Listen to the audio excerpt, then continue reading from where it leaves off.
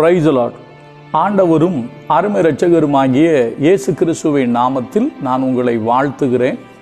மறுபடியுமாக கர்த்தருடைய பரிசுத்தமுள்ள சன்னிதானத்திலிருந்து கர்த்தருடைய பரிசுத்தமான வார்த்தைகள் மூலமாய் உங்களை சந்திப்பது மிகுந்த மகிழ்ச்சி.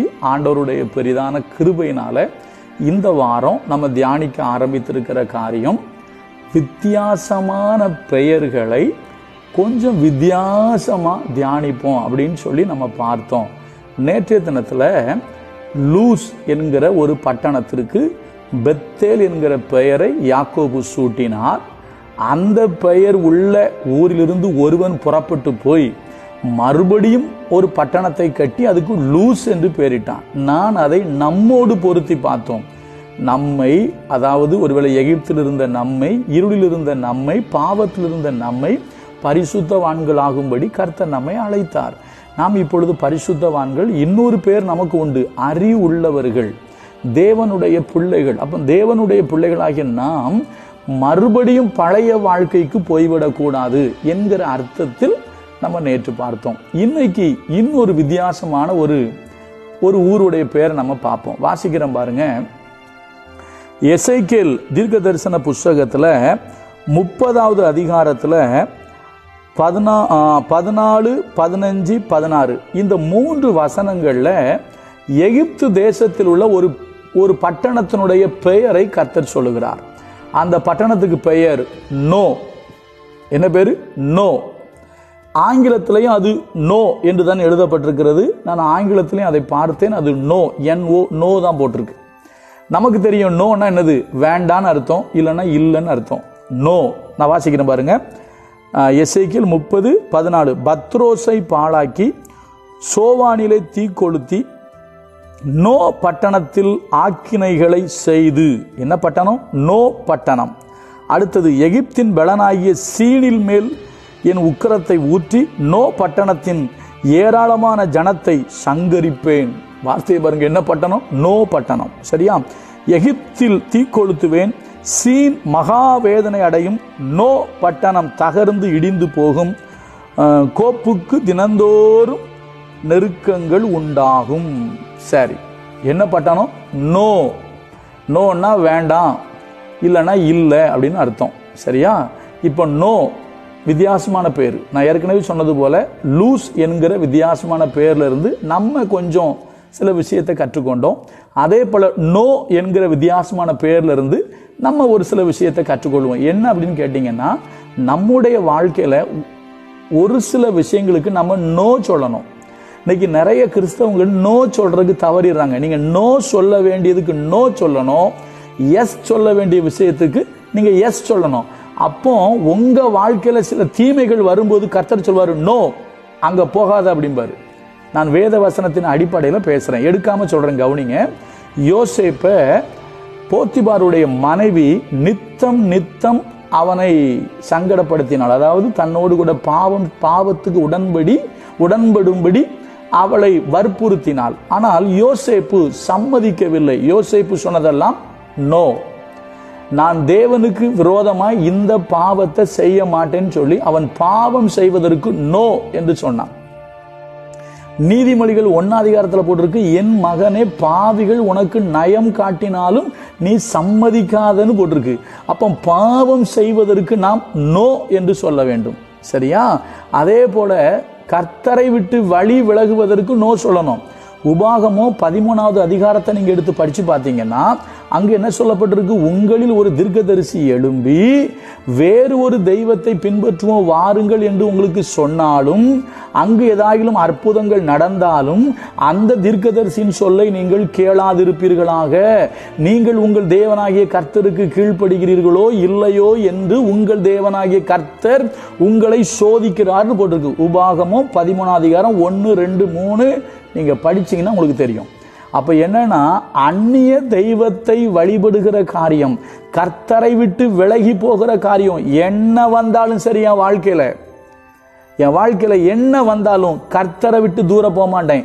என்னை கர்த்தரை விட்டு விலக பண்ணுகிற எல்லா காரியத்துக்கும் நோ. நம்ம நோ சொல்லணும். இது என்ன பட்டணம்? நோ பட்டணம். எங்க இந்த நோ பட்டணத்தை ஏன் கொளுத்தினார்னு கேட்டீங்கன்னா, இது பார்வோனுடைய பட்டணம். தயவு செஞ்சு கொஞ்சம் முன்னால படிச்சீங்கன்னா பார்வோனை கர்த்தர் திட்டுவாரு. பார்வோன் என்கிற முதலையே, நீ நதியின் நடுவில் படுத்துக்கொண்டு இந்த நதி என்னுடையது நீ சொல்ற. ஏன்னா அந்த பார்வோன் தேவனுக்கு பிரியமில்லாத காரியத்தை செஞ்சான். அதனால அவர் நோ பட்டணத்துல என்ன பண்றாரு? தீ கொளுத்திட்டாரு. சரியா? இப்ப கவனிச்சுடுங்க, நம்ம வாழ்க்கையில தேவனுக்கு பிரியமில்லாத காரியத்துக்கு நோ சொல்லணும், தேவனுக்கு பிரியமான காரியத்துக்கு எஸ் சொல்லணும். இப்போ ஏசியா 1 சொல்றாரு, நீங்கள் மனம் பொருந்தி செவி கொடுத்தால் தேசத்தின் நன்மையை புசிப்பீர்கள், மாட்டோம் என்று எதிர்த்து நிற்பீர்களே ஆனால் பட்டயத்துக்கு இரையாவீர்கள். இப்போ சில பேர்ட்ட மனம் திரும்புன்னா நம்மால் சொல்றான், நோ, நாங்க மனம் திரும்ப மாட்டோம். அந்த நோவுக்கு தான் பட்டணத்தில் தீ கொளுத்துவார். அதே போல எரேமியால போட்டிருக்கு, நீங்கள் வழிகளிலே நின்று பூர்வ பாதைகள் எவைகள் என்று கேட்டு விசாரித்து நல்ல வழி எங்கே என்று பார்த்து அதில் நடவுங்கள், அப்பொழுது உங்கள் ஆத்துமாக்களுக்கு இளைப்பாறுதல் கிடைக்கும் சொல்லிட்டு அவர்களோ மாட்டோம் என்கிறார்கள்.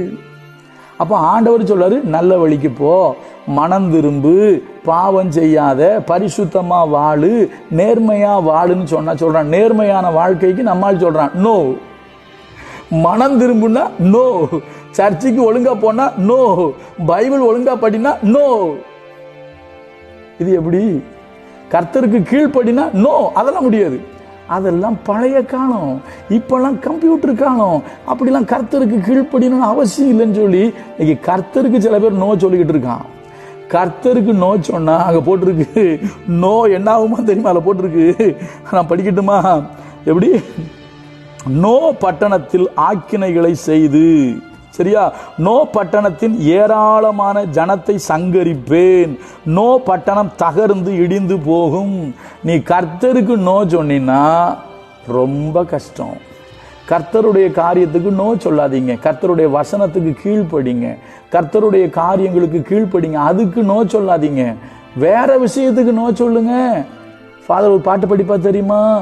வசதி வந்தால் பயன்படுத்து சுவிசேஷம் சொல்வதற்கு, வசதி வந்தால் பயன்படுத்து சுவிசேஷம் சொல்வதற்கு, ஆளுகை செய்ய நோ நோ நோ, அடிமைப்படுத்த நோ நோ நோ, ஆளுகை செய்ய நோ நோ நோ, அடிமைப்படுத்த நோ நோ நோ, வசதியை தேடி ஓடாதே, அது தொடுவானம்.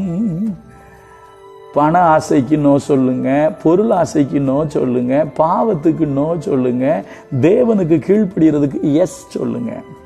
தேவனுக்கு கீழ்ப்படுகிறதுக்கு நோ சொல்லாதீங்க. சர்ச்சுக்கு போமா அப்படின்னா ஐயோ நான் வரல அப்படி சொல்லக்கூடாது, இன்னைக்கு வரலன்னு சொல்லக்கூடாது. No no no no.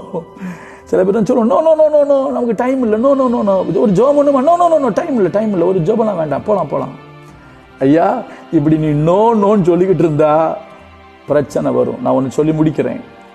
கர்த்தர் தாவீது செய்த ஒரு தவறு நிமித்தம் வாதை அனுப்புறாரு.